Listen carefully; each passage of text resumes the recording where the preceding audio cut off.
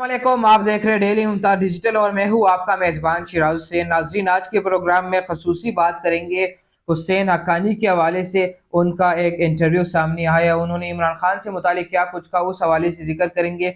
मरियम नवाज का जो एक इंटरव्यू उन्होंने किया था एंकर पर्सन मंसूर अली खान के साथ, उनका एक हिस्सा भी आ चुका है, वायरल हो रही है उनकी वीडियो, तो उस हवाले से बात करेंगे। और इलेक्शन कमीशन ऑफ पाकिस्तान को हुकूमत की जानिब से 21 अरब रुपए देने थे, जिसकी डेडलाइन आज ख़त्म हो गई है।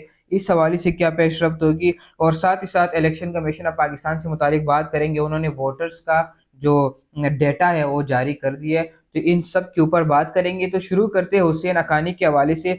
उन्होंने इमरान खान से मुतालिक कहा कि जो खान साहब जिस तरह यू टर्न्स लेते हैं, मैं उसी तरह बिल्कुल नहीं लेता। और अमेरिका का एक कानून है कि वहाँ पे सहाफ़ी, लॉबिस्ट और जो रिसर्चर होते हैं, एक टीचर होते हैं, प्रोफेसर होते हैं, उनकी अपनी अपनी कदर होती है, उनकी अपनी वैल्यू होती है। और अगर कोई रिसर्च, उनके जो थिंक टैंक्स इदारे में जो लोग काम करते हैं, थिंक टैंक्स इदारे में जो लोग काम करते हैं अमेरिका में, अगर उनके लिए कोई काम करते हैं, उनको कोई डेटा प्रोवाइड करते हैं, तो उस हवाले से उनको पैसे मिलते हैं।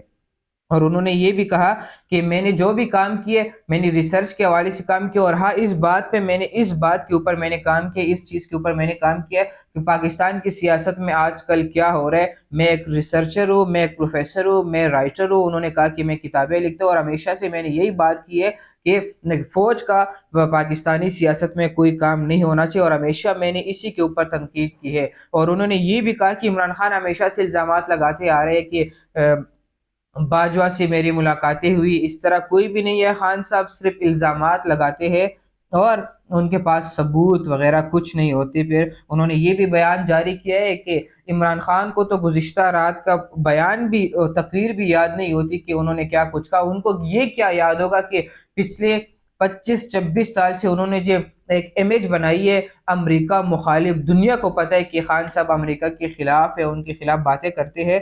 तो उन्होंने ये इमेज बनाई है, और अमेरिका को हुसैन हक्कानी की कोई ज़रूरत नहीं है कि खान साहब के खिलाफ लॉबिंग करे। और उन्होंने ये भी कहा, अगर कोई हुकूमत $30,000 से अगर घर बेचने का मौका किसी को मिलता है, तो ये तो हर बंदा उठ के खड़ा होगा और $30,000 देगा और दूसरी हुकूमतों को घर बेचना शुरू कर देगा। इसी तरह बिल्कुल नहीं हुआ। उन्होंने कहा कि खान साहब को उनने 174 अरकान कौमी असम्बली के वोट से हटाया गया है, उनके खिलाफ अदम एतमाद कामयाब हो गई, उनको इस वजह से हटाया गया है। और उन्होंने ये भी कहा कि खान साहब ने जितनी भी बातें की है, उनके पास कोई सबूत नहीं है, उनके पास कोई सबूत नहीं है, वो सबूत लेके बिल्कुल नहीं लेके आ सकते। तो उनका ये प्रोग्राम जो है, उन्होंने एक इंटरव्यू में ये बातें की है, और उन्होंने कहा कि मैं बहुत अरसे बाद, तकरीबन 10 से 11 साल बाद मैं पाकिस्तानी टीवी चैनल पर आ रहा हूँ और एक इंटरव्यू दे रहा हूँ। और उन्होंने कहा कि जिस तरह पीटीआई का एक बयानिया है कि मैं हुसैन हक्कानी जो है वो डोनाल्ड लू से मिलता रहा, बाकी भी उन्होंने कहा अपने जारी बयान में कि मेरी हमेशा से जो आलमी दुनिया में मेरी इज्जत है, अमेरिका में मेरी इज्जत है, मैं कांग्रेस के लोगों से मिलता हूँ, बाकी लोगों से मिलता हूँ। और तो उन्होंने कहा कि डोनाल्ड लू से उससे पहले भी मेरी गपशप थी, मुलाकातें थी मेरी उनके साथ एक अच्छा ताल्लुक है, और अब भी है, अब भी रहेगा, और मैं बाकी लोगों से भी मिलता हूँ। इसमें कोई ये नहीं है कि मैं पाकिस्तान के खिलाफ मैंने कुछ किया, लॉबिंग किया, ना मैं लॉबिस्ट हूँ, ना मैं लॉबिंग कभी करूंगा, ना मैंने मुल्क के खिलाफ कोई लॉबिंग की है। और उन्होंने कहा कि मैं हमेशा से इस बात के ऊपर तनकीद करता आ रहा हूँ कि पाकिस्तानी फौज को पाकिस्तानी सियासत में नहीं आना चाहिए। मेरा ये मौका पहले से भी था, आज भी। मेरी किताबें लोग मुझे पढ़ते हैं, मुझे सुनते हैं, मुझे देखते हैं, और मेरे लेक्चर्स भी है आलमी यूनिवर्सिटीज़ के ऊपर, उनकी यूनिवर्सिटीज़ में। और दूसरी साइड पे अगर हम जिक्र करें, मरियम नवाज साहिबा का एक क्लिप वायरल हो रहा है सोशल मीडिया के ऊपर। मंसूर अली खान एंकर पर्सन के साथ उन्होंने इंटरव्यू किया, और मंसूर अली खान जब उनसे सवालात करते हैं कि आपके पास गाड़ियाँ कहाँ से आई है, BMW वगैरह, तो उन्होंने कहा कि हमें तो पता ही नहीं है, इसके बारे में तो मैं रिसर्च करूँगी, और शायद फैमिली के किसी मेंबर ने ली हो गाड़ी, मुझे तो इस हवाले से कोई ख़बर नहीं है, मेरे माइंड में नहीं है, मुझे याद नहीं आ रहा। तो ये गुफ्तगू हुई, और उसी इंटरव्यू के दौरान उनका जो वज़ीर इत्तलाआत साहिबा जो है, वो भी एंकर पर्सन को टोकती रही, मना करती रही। तो یہ سچویشن ہے۔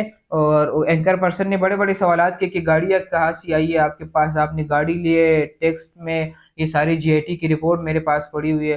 انہوں نے کہا کہ اس کے بارے میں مجھے کوئی پتا تو نہیں ہے، لیکن میں خیر چیک کر کے آپ کو بتاؤں گی، پھر دوبارہ انٹرویو کے لیے آؤں گی۔ اور ہاں، مریم نواز صاحبہ نے دوران انٹرویو کیمرہ مین کو منع بھی کیا کہ ویڈیو ابھی آپ نہ بنائیں، اس کو ختم کر دے، کٹ کر دے، بعد میں ہم اس کے اوپر بات کریں گے۔